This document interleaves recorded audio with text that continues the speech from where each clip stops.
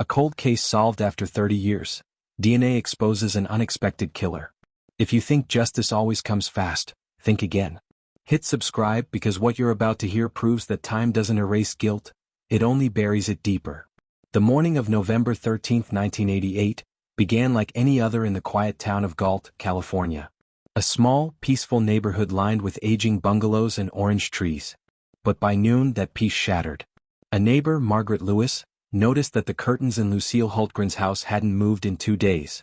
Lucille was 79, a widow known for her kindness and routine. Morning walks, afternoon tea, church on Sundays. Missing a day meant something was wrong. When officers arrived, the front door was locked from the inside. They peered through the window and saw the faint glow of a lamp still burning in the living room. The back window had been forced open, glass scattered across the carpet. Inside, the air was thick, stale, and silent. Drawers were open, items scattered across the floor, and in the bedroom they found her, lying beside her bed, lifeless. Lucille's hands were clenched tight, fingernails chipped, and her nightgown torn. The coroner later ruled the cause of death as asphyxiation, but there were clear signs of a violent struggle. Whoever attacked her, she fought with everything she had left. Detective Harold Mason, a 20-year veteran with the Galt Police Department, led the investigation. He was methodical, calm, and sharp, the kind of cop who could read a room better than most people read books. But this case would haunt him for decades. Mason and his team scoured the house for evidence. There were fingerprints, but none matched local suspects. A half-empty beer can was found in the kitchen, but the prints were smudged. The most promising clue came from Lucille's fingernails, small traces of blood that weren't her own. Mason ordered the samples to be preserved, though DNA testing was still new and unreliable at the time. Neighbors described seeing a tall man in a brown jacket near Lucille's home days before her death. He wasn't from around there. Some thought he was a handyman looking for work. Others said he might have been homeless. None could identify him. The investigation went cold within months. Leads dried up. Tips stopped coming in.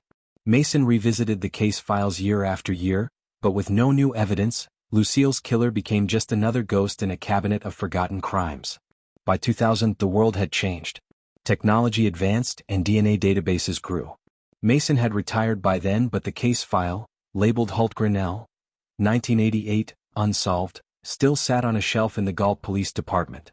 Then came Detective Maria Lopez, a forensic specialist with a reputation for digging into old cases and pulling out miracles. In 2019, she reopened Lucille's case. Lopez was young, intense, and obsessed with giving forgotten victims a voice again. She reviewed the evidence with modern eyes. The old Polaroids, the autopsy notes, the list of dead-end suspects, all clues that had once led nowhere. But then she saw the evidence bag marked fingernail scrapings, victim. The tape sealing it was brittle, the handwriting almost faded. But inside, the samples were still there, preserved in glass slides. Lopez sent them to the California Department of Justice Crime Lab for DNA testing, using the latest techniques unavailable in 1988. Weeks later, the results came in. The partial DNA profile was male, but no direct match was found in CODIS, the National Criminal Database. For most investigators, that would have been the end of the line. But Lopez didn't stop there.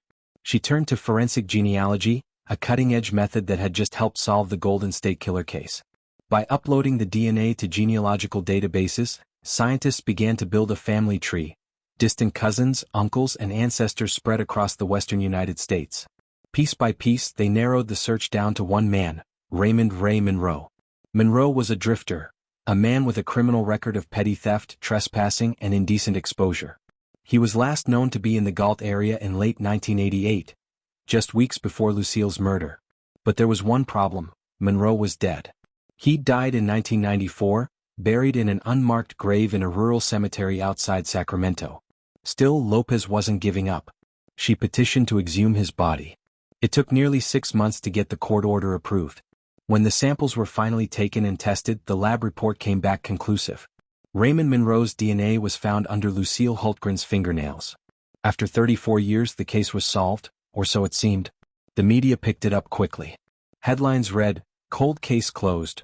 DNA reveals drifter killed elderly widow in 1988. But Lopez couldn't shake the feeling that something didn't add up. The burglary scene didn't make sense. Nothing valuable had been taken. And one detail from the original report kept bothering her: the locked front door. If Monroe had entered through the window, How was the door locked from the inside when police arrived? Had someone else been there that night? Late one evening, as Lopez was combing through the original evidence box, she found a single sheet of paper tucked between the reports, a handwritten note from Detective Mason. It read, "Witness said Lucille argued with a man and a woman outside her home a week before her death. Lead not followed up. Possible connection. The second person. A woman." Lopez sat back, the room suddenly quiet. For decades, everyone had been looking for one killer. But what if there were two? The DNA that spoke after 30 years.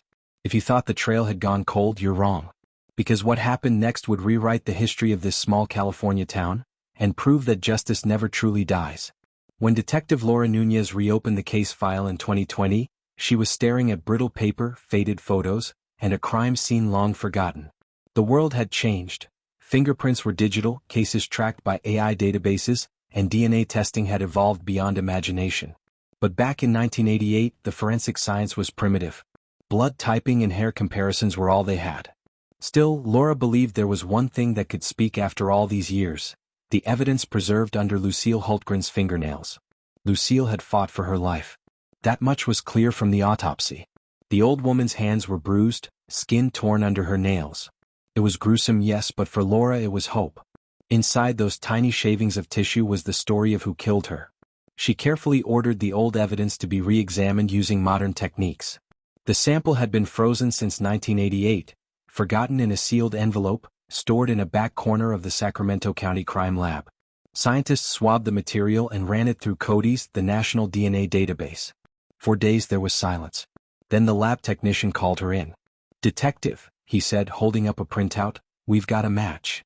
The DNA matched a man named Leroy Myers, a drifter and registered sex offender who had died in 1999. He had lived in the same region at the time of Lucille's murder, a transient who moved from one abandoned building to another, known for breaking into homes looking for valuables and sometimes targeting vulnerable women. But there was no record of him ever being linked to Lucille. Laura's hands trembled as she stared at the report. 30 years of silence and now a name. But something about it didn't sit right. Leroy Myers had been dead for over 2 decades. Why had no one suspected him before? His name had come up in other minor offenses in nearby towns. Still, there was nothing connecting him to Lucille Hultgren, not a fingerprint, not a witness. She began to dig deeper. Through old police reports, Laura learned that Leroy had been picked up by Galt police just months before Lucille's death, caught trespassing behind a grocery store a few blocks from her house. He was released the next morning, no charges filed. His description matched an unknown man, reported in the neighborhood that same week. The eerie part? That man was seen near Lucille's back door the night before her body was found. For the first time in decades, the puzzle started to make sense. But as Laura pieced the timeline together, she discovered one thing that stopped her cold. Leroy Myers had an alibi. A witness, his ex-girlfriend at the time, swore he was with her that entire weekend. And when investigators pulled the old report, it was confirmed. The alibi had checked out in 1988. So how could his DNA have been found under Lucille's nails? It didn't add up. The more Laura investigated, the murkier it got.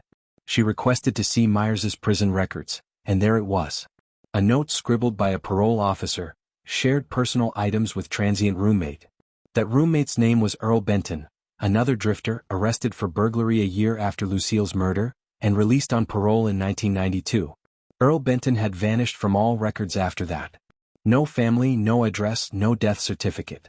It was as if he'd disappeared off the face of the earth. But there was one more twist. The DNA match to Myers wasn't a full match, it was a familial match.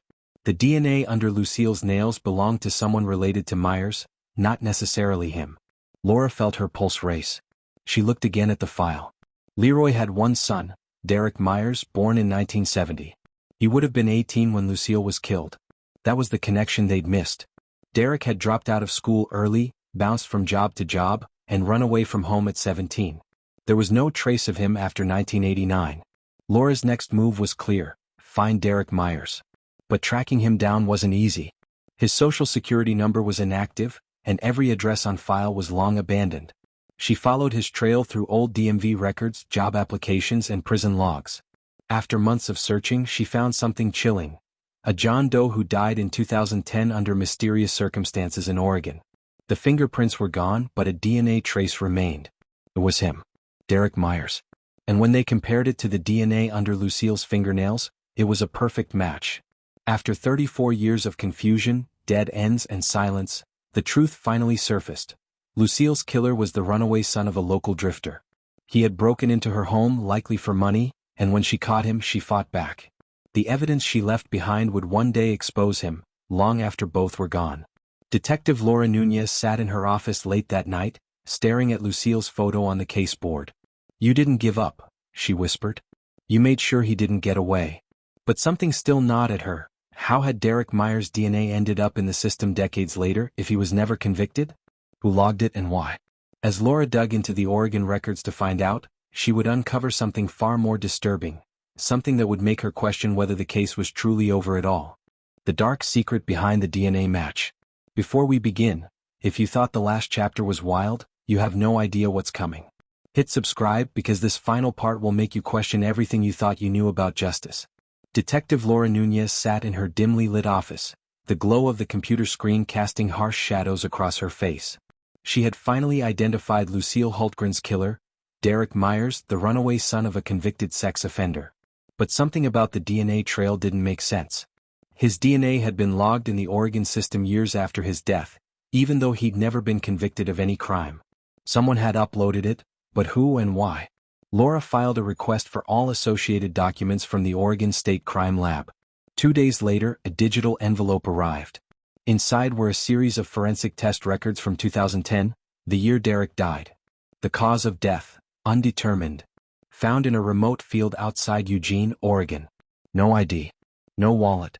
The only reason he was even processed was because of an anonymous tip claiming the man might be connected to an old case in California. That note wasn't signed. Laura's mind raced. Someone had known. Someone had wanted his DNA tested, decades after Lucille's murder. And whoever that was had kept it quiet. She combed through the digital records looking for a name, a clue, anything. That's when she saw it, a familiar signature. Retired Detective Frank Dalton. The same detective who'd led Lucille's case back in 1988. Dalton had retired in the mid-90s, moved north, and lived quietly in Oregon until his death in 2015. It looked like he'd carried Lucille's case with him long after it went cold. But that wasn't all. Attached to the 2010 DNA request was a handwritten note scanned into the record. "If this man's DNA matches, you'll finally know who killed her. Don't let it die with me." Laura felt a chill crawl up her spine. Dalton had known about Derek Myers years before the technology could confirm it. He'd gone to Oregon looking for him, found him, and when Derek turned up dead, Dalton made sure the truth wouldn't be buried with him. But then came the question no one could answer. What really happened to Derek Myers in that Oregon field? The local sheriff's report said there were no signs of foul play, but the file was incomplete, 2 pages missing. Laura contacted the sheriff's office. They told her the case was misplaced due to flood damage in 2012. Convenient. Too convenient. She drove to Oregon herself, determined to find out what the missing pages said. She tracked down the retired medical examiner who'd handled Derek's autopsy, a man named Dr. Ellis. He was in his 80s now, frail but sharp. When she mentioned the name Derek Myers, his expression changed. "I remember that one," he said slowly. "They told me it was exposure, said he got lost in the woods. But," he paused, tapping his fingers on the armrest. "There were bruises around the neck. Rope marks. I wrote it down in my report. Then they told me to revise it, said the evidence was inconclusive." Laura leaned forward. "Did Detective Dalton see that report?" Dr. Ellis nodded. "He was angry. Said he'd waited half his life for this case to close right. A week later he came to collect the DNA swab himself. Told me the man had finally been brought to justice." Laura's heart sank. It was clear now, Dalton had found Derek Myers, maybe even confronted him, and the encounter had turned violent. No one ever proved what happened, but the bruises, the missing pages, and Dalton's cryptic note painted a dark picture. He hadn't just been searching for justice. He'd taken it into his own hands. Back in California, Laura stood in front of the press, her statement calm but deliberate. After 34 years, the murder of Lucille Hultgren has been solved through advanced DNA testing. The suspect, now deceased, has been identified as Derek Myers. The cameras flashed, and the headlines that night read "Cold Case Solved After 34 Years. But Laura knew that wasn't the full story. Late that evening she returned to her office, locked the door, and opened Dalton's handwritten note one last time. Beneath the first line, There was something she hadn't noticed before, faint pencil marks, erased but still visible under the light. She tilted the paper and read the words slowly. He confessed before it ended. Said she screamed his name. I just made sure he couldn't hurt anyone else. Laura set the note down, her pulse steady but her thoughts racing. After all these years, justice had been served, but not by the system. It had been carried out by the man who refused to let evil win, even if it meant crossing the line himself. Outside, the night air was cold and quiet. The streets of Galt had long since forgotten Lucille Hultgren. But somewhere in the hush between memory and silence, her story still whispered, proof that truth may sleep, but it never dies. And for those who dig deep enough, it always finds a way to rise again. If you think this story was intense, trust me, you're not ready for what's next. Subscribe now because the next one will haunt you long after the screen fades to black.